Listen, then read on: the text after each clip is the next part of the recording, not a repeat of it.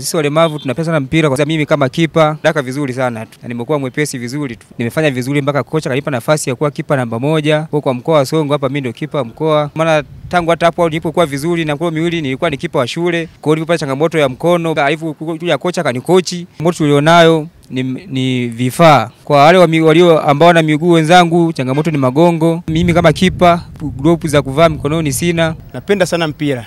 Ila tatizo changamoto vifaa hatuna.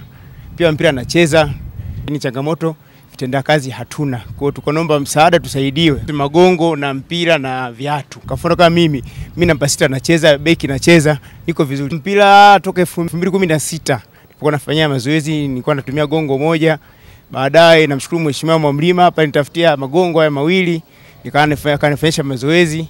Mpaka sasa hizi niko vizuri. Ukizingatia watu wanaohitaji kucheza huu mpira ni wale ambao wana ulemavu ambao tunaita amputee football.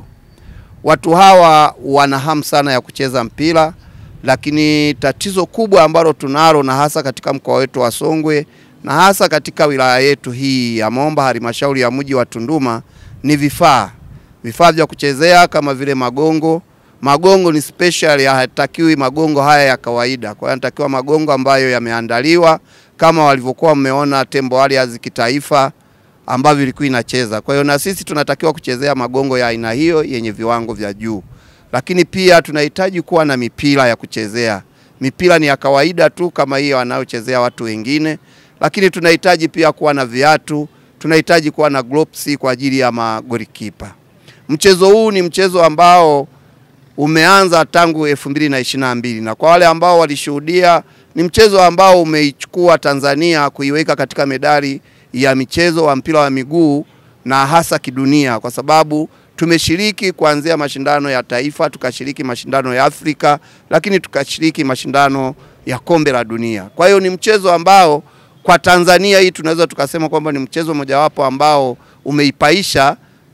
umepaisha taifa letu kwa ajili ya medali ya michezo kidunia. Kwa maana hiyo sasa tumehitaji na sisi sasa tutoke kwenda kuwatafuta hawa walemavu kuanzia ngazi ya kata, ngazi ya wilaya na hata mkoa. 14 tayari tuna timu 2. Tutakapokuwa tumepata vifaa, mimi nina imani kabisa hata waliojificha ndani watatoka, watakuja kucheza huu mpira kwa sababu ni sehemu ya maisha yao.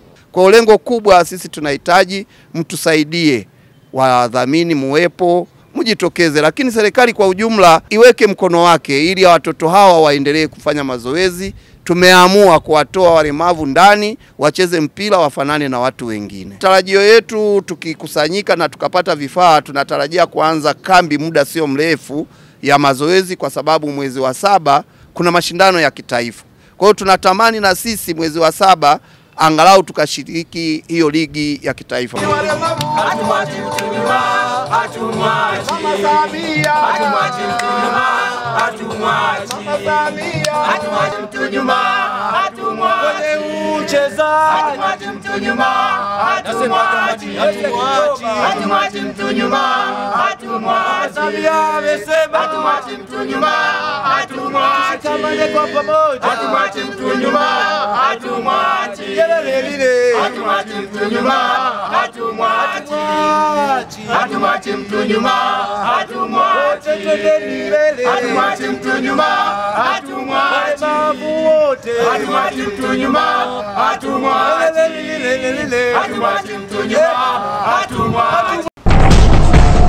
Mtazamaji wa J Online TV, ili uwe kwanza kupata habari kutoka JTV, subscribe kisha like, halafu bonyeza kengele hapo chini ili uwe wa kwanza kupata taarifa pindi habari mpya inapokuwa imewadia.